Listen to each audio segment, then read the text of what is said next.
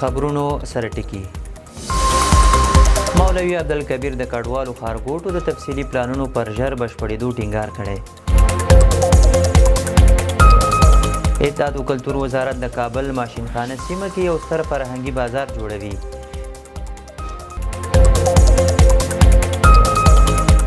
عراق ته د افغانانو او پاکستانیانو ناقانونه تګ زیات شوی دی.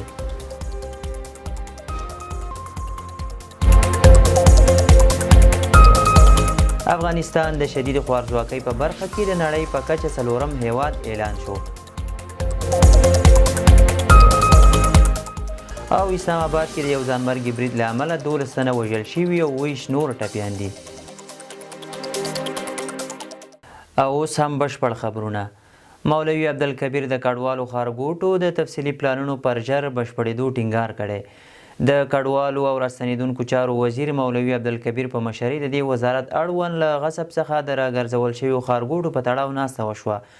د خبرپاڼې له مخې په دې ناسته کې ویل شوي چې په تیرو 2 لسیزو کې د کډوالو ښارګوټو ځینې استوګنیزې نمرې نامستحقو کسانو ته ویشل شوي او په ځینو ولایتونو کې د کډوالو ښارګوټي غصب شوي چې د تثبیت او له غاصبینو څخه د راګرځولو چارې روانې دي. مولوي عبدالکبیر د کډوالو د ښارګوټو د تفصیلي پلانونو پر ژر بشپړېدو ټینګار وکړ او زیاته یې کړه د کډوالو د استوګنیزو نمرو په ویش کې دې اصول عملي شي او له نورو اړوندو ادارو سره په همغږۍ د هغو کورنیو ته د تخلیې په موخه کافي وخت ورکړل شي چې اړین اسناد نه لري. اطلاعات او کلتور وزارت د کابل ماشینخانه سیمه کې یو ستر فرهنګي بازار جوړوي. د آغا خان فرهنګي خدمتونو رئیس انجینر اجمل میوندي د اطلاعات او کلتور له وزیر مولوي شیر احمد حقانی سره وکتل. په دې کتنه کې د اطلاعات او کلتور وزیر د فرهنګي او تاریخي ځایونو ساتنه او بیارغونه خپل کاري لومړیتوب بللی او زیاته کړې ده دغه وزارت هڅه کوي په ماشینخانه کې د هیواد په کچه ستر فرهنګي بازار جوړ کړي چې د کتابونو، هنري توکو او لاسي صنایعو دایمي نندارتونونه به پکې پرانیستل شي. د خبرپاڼې له مخې دې کتنه کې ښاغلي میوندي د ماشینخانې پروژې د تکمیل په اړه معلومات شریک کړي او ډاډ یې ورکړی چې د یادې پروژې چارې په معیاري او مسلکي توګه پر مخ وړل شوي دي. عراق ته د افغانانو او پاکستانیانو ناقانونه تګ زیات شوی دی. د عراق د ایربیل ښار ځایي سرچینې وایي چې په وروستیو میاشتو کې عراق ته د افغانستان او پاکستان د وګړو ورتګ زیات شوی دی. د دوی په وینا ډیری دغه کسان د ایران له پولو تیریږي او د کارموندنې په موخه بغداد او نورو ښارونو ته روانیږي. د سرچینو په وینا دغو کسانو تګ راتګ د ناقانونه لارو او د سیمه ییزو قاچاقبرو په مرسته ترسره کیږي او له هغې وروسته ځینې شرکتونه د هغوی د انتقال مسؤلیت بغداد یا د عراق نورو ښارونو ته پر غاړه اخلي.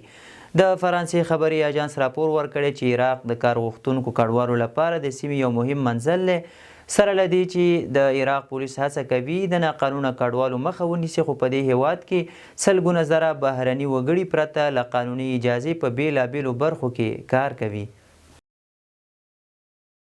کابل کې په ارزانه بیه د ډبرو سکرو د ویش بهیر پیل شو. د دولتي شرکتونو عمومي ریاست اعلان کړی چې په لومړي پړاو کې به 10,000 ټنه سکاره په ارزانه بیه خلکو ته وړاندې شي او ښایي د اندازه نور هم زیاته شي. د دغه ریاست مشر مولوي احمد جان بلال ویلي چې هر ټن سکاره به په 6,800 افغانیو پلورل کیږي چې په داسې حال کې چې د بازار بیه یې تر 14,000 افغانیو پورې رسیږي. هغه زیاته کړې دا بهیر به پکتیا، پکتیکا، غزني، میدان وردګ او پروان ولایتونو ته هم وغځیږي او هلته به د سکرو بیه 2,200 افغانۍ وي. د دې بهیر د پیل کېدو موخه د خلکو د ژمي اړتیاوې پوره کول ښودل شوي دي. په ټول هیواد کې د تذکرو د ډیموګرافیکو فورمو سکین پیل شو. د احصایې او معلوماتو ملي ادارې له لوري د اسنادو د خوندیتوب او اسانه لاسرسي په موخه د هیواد په ټولو ولایتونو کې د الکترونیکي تذکرو د ډیموګرافیکو فورمو د سکین بهیر پیل شو. د هویت د تثبیت او ارشیف تنظیم ریاست د معلوماتو پر بنسټ دا کار چې له دې مخکې یوازې په مرکز کې ترسره کېده له دې وروسته د هیواد د ټولو ولایتونو د الکترونیکي تذکرو په 20 څانګو کې په بشپړې روڼتیا او عصري بڼه ترسره کیږي.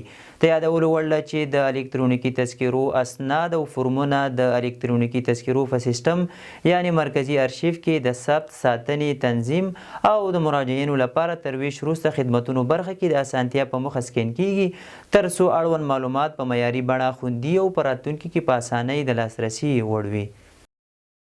افغانستان د شدید خوارځواکۍ په برخه کې څلورم هیواد اعلان شو. د ویژن نړیوال سازمان پر خپل ایکس پاڼه لیکلي چې افغانستان په نړیواله کچه د ماشومانو د شدید خوارځواکۍ په برخه کې څلورم هیواد دی. یاد سازمان زیاته کړې چې په افغانستان کې له 15 کالو کم عمره 3.1 میلیونه ماشومان په خوارځواکۍ اخته دي چې له جملې د 1 میلیون ماشومانو وضعیت د اندېښنې وړ دی. دغه نړیوال سازمان زیاتوي چې 1.2 میلیونه امیدوار او شیدې ورکوونکې میرمنې هم له خوارځواکۍ کړېږي او همداراز د بودیجې کمښت له امله په افغانستان کې د تغذیې 315 مرکزونه بند شوي دي. نایجیریا، کانګو او سوډان بیا د خوارځواکۍ برخه کې له افغانستان څخه مخکې دي. اسلام آباد کې د یوې محکمې مخې ته د ځانمرګي برید له امله 12 تنه وژل شوي او 20 نور ټپیان دي. د پاکستان پلازمینه اسلام آباد کې د یوې محکمې مخې ته ځانمرګی برید شوی چې د دغه هیواد د کورنیو چارو د وزیر په وینا لږ تر لږه 12 تنه پکې وژل شوي او 20 نور ټپیان دي.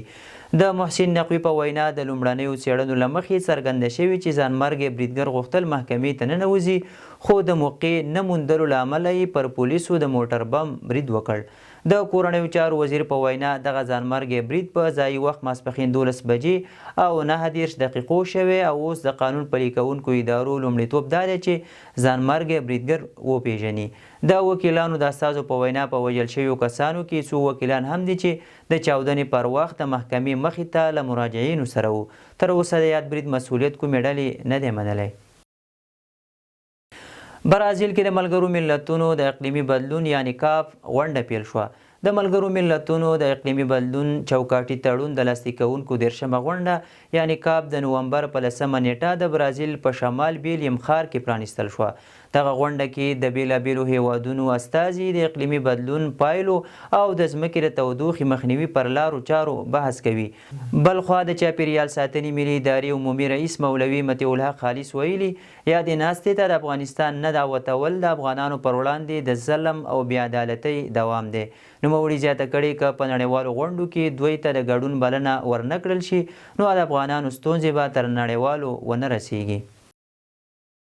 د امریکا ولسمشر ډونالډ ټرمپ او د سوریې ولسمشر احمد الشرا په سپینه ماڼۍ کې سره وکتل. د سوریې د ولسمشرۍ ماڼۍ د اعلامیې له مخې دې کتنه کې احمد الشرا او ټرمپ د دوه اړخیزو اړیکو د پراختیا د ګډو نړیوالو اندېښنو او د نورو نړیوالو سیمه ییزو مسایلو په تړاو خبرې کړي دي. د راپورونو له مخې ټرمپ په سپینه ماڼۍ کې له احمد الشرا سره له لیدنې وروسته پر سوریې لګېدلي بندیزونه لغوه اعلان کړل. د سوریې ولسمشر دغه سفر داسې مهال شوی چې نوموړي تر دې وړاندې د تلې میاشت کې د ملګرو ملتونو عمومي اسامبلۍ کې د وینا لپاره هم امریکا ته سفر کړی و. د امریکا سنا د دوشنبې په ورځ د فدرالي حکومت د بیا پرانیستلو لپاره مثبته رایه ورکړه.